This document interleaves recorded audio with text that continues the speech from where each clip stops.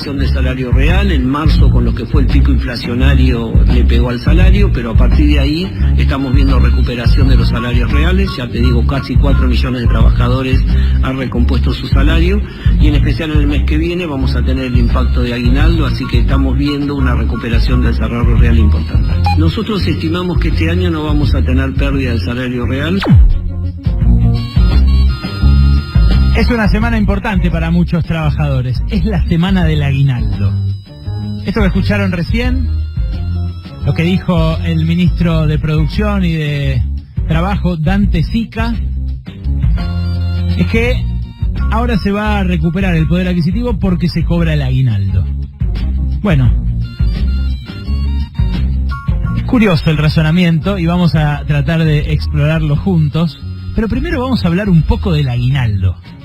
Se habla habitualmente de los 70 años de peronismo, la herencia, lo que hizo que el país no creciera, que no fuera como otros que estaban en su misma liga antes de las 2 guerras mundiales, y bueno, el peronismo presuntamente, según esta tesis, nos arruinó y nos metió en el berenjenal en el que estamos metidos ahora. Bueno, el aguinaldo no cumple 70 años. El aguinaldo acaba de cumplir, en diciembre cumplió 73 años. El aguinaldo en la Argentina nació el 20 de diciembre de 1945. Y contra lo que se suele creer, no era presidente Juan Domingo Perón. Perón todavía era secretario de Trabajo y Previsión de un gobierno militar, una presidencia de facto, una dictadura, la de Edelmiro Farrell. Claro, Perón era una figura en ascenso de ese gobierno militar, de esa dictadura, y empezaba a poner en práctica las reivindicaciones obreras de las décadas anteriores.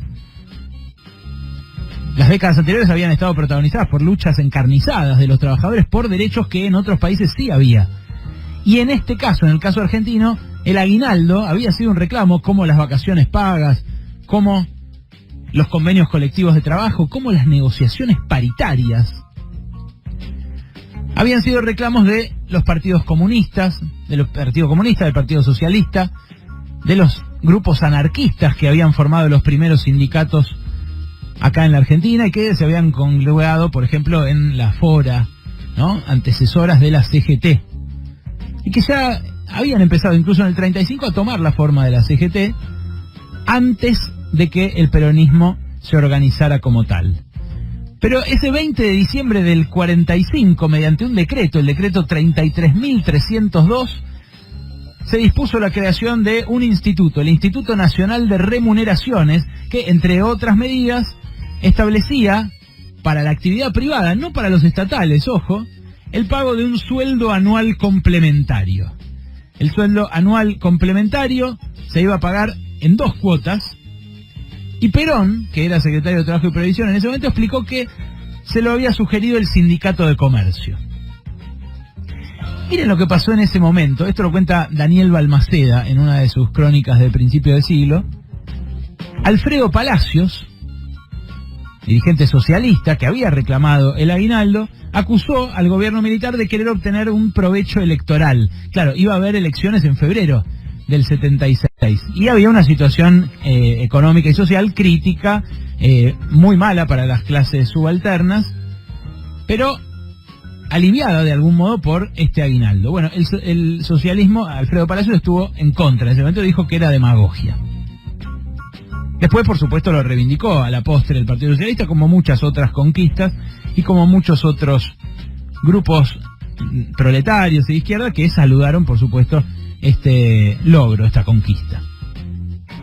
Pero vamos más atrás, para ver incluso el origen de la palabra aguinaldo.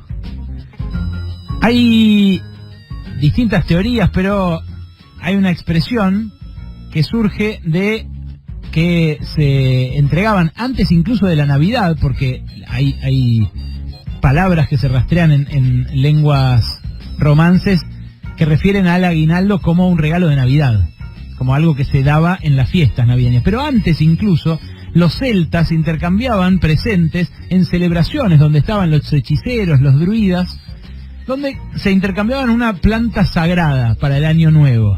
No me estoy refiriendo a esa planta sagrada, Mauro. Una planta sagrada que era un muérdago, una ramita. Y entonces los franceses, en francés empezaron a usar la expresión el muérdago de Año Nuevo, la plantita de muérdago de Año Nuevo, que era Ogui, gui, se dice muérdago en francés, Ogui de l'an neuf, Ogui de l'an. Castellanizado y llevado al español, eso se transformó en aguilando, no aguinaldo, aguilando. Y después, y eso también lo cuenta Dani Balmaceda, se cambió la palabra por ese fenómeno que ocurrió también con murciégalo, que se decía murciégalo y después se terminó diciendo murciélago. Bueno, se invirtieron las sílabas y se terminó llamando aguinaldo. Le llaman metástasis a ese fenómeno lingüístico, significa cambiar de lugar. Metástasis, vean ustedes qué paralelismo con la acepción que usamos nosotros de metástasis, ¿no? Del cáncer. Pero lo interesante de aguinaldo es que viene de tiempos tan remotos y se formalizó recién hace 73 años en Argentina. Antes se pagaba, desde fines del siglo XIX, se pagaba voluntariamente, como una gracia del patrón, un dinero adicional en las fiestas, que, insisto, no era 2 veces por año, sino que era en la fiesta nada más, y que ni siquiera se llamaba así. Se empezó a llamar sueldo anual complementario ese día, el 20 de diciembre de 1945. Hay leyes muy específicas que regulan el aguinaldo, esa fuente de felicidad que la semana que viene seguramente haga que fluya un poco mejor el consumo, no mucho tiempo más, lamentablemente por lo exiguos que quedaron los ingresos en la Argentina. Pero la ley establece que el aguinaldo se debe pagar hasta el 30 de junio en su primera mitad y hasta el 18 de diciembre en su segunda mitad. Las pymes, las empresas más chicas, en caso de que los convenios colectivos de trabajo lo acepten, es decir, que los gremios lo refrenden, pueden pagarlo en 3 cuotas, el aguinaldo. Y, repito, en caso de que los convenios colectivos de trabajo lo establezcan y los gremios lo hayan aceptado. Si no, no.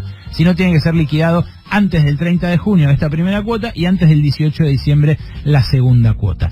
El aguinaldo es un fenómeno social, un fenómeno político, es mucho más que una guita 2 veces por año. Es una conquista, es un momento, es una sensación para los trabajadores, pero a la vez, fíjense, es algo cada vez más raro en la era del trabajo precario, en la era del trabajo en negro. El aguinaldo es un alivio para la pobreza, porque fíjense ustedes lo que mide la EPH del INDEC. De los que trabajan y cobran aguinaldo, ¿saben cuántos son pobres de los trabajadores que cobran aguinaldo? Menos del 10%, 9,8% son pobres.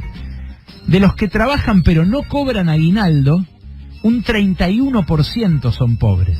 Este es un procesamiento que hizo Dani Steingart de la encuesta permanente de hogares. Claro, del total de la población es un 29% la gente que es pobre. Pero, fíjense, de los que no trabajan, casi un 36% son pobres. De los que trabajan y no cobran aguinaldo, un 31%. Y de los que trabajan y cobran, menos del 10%. O sea, el aguinaldo es casi un divisor de aguas entre quienes son pobres y no lo son dentro de los trabajadores. ¿Quiénes cobran aguinaldo en la Argentina? Bueno, depende mucho del sector de la economía donde uno trabaje. En el servicio doméstico, donde son casi todas mujeres, apenas 3 de cada 10 cobran aguinaldo. ¿Por qué? Porque sigue siendo muy alta la informalidad, a pesar de que está todo dado para que toda la gente tenga en blanco a su empleada doméstica. Se deduce de ganancias el sueldo, se deduce de ganancias los aportes. Está claramente establecido que la licencia por maternidad la paga la ANSES, no la paga el patrón. Bueno, en el transporte ferroviario, en cambio, una rama súper masculinizada, al punto tal de que los de la fraternidad, los maquinistas de trenes, no permiten que entren mujeres a manejar trenes. Ahí el 99,5% de los trabajadores cobran aguinaldo. En el petróleo, 94%. En la salud, fíjense, mitad de tabla, 67%. Claro, hay mucho precarizado en la salud. Los que trabajan paradójicamente en las obras sociales sindicales, muchas veces están precarizados por los sindicalistas, que los emplean a los que trabajan en las obras sociales sindicales. En las inmobiliarias, 37% cobra el aguinaldo nada más. En el comercio, 35%, 1 de cada 3, claro.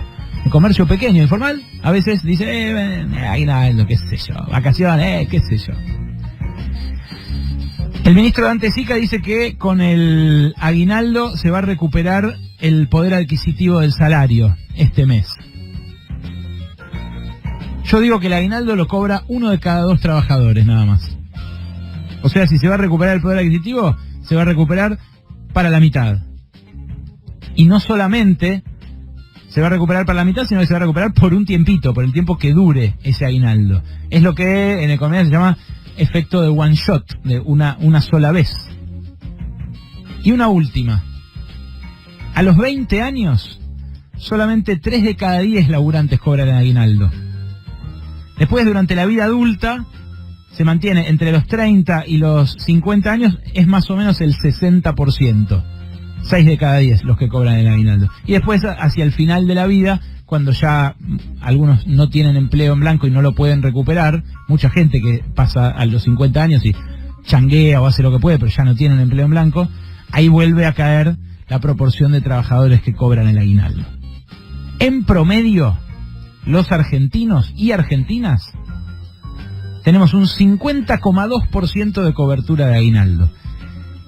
Si esa va a ser la única fuente de recuperación de poder adquisitivo, estamos fritos.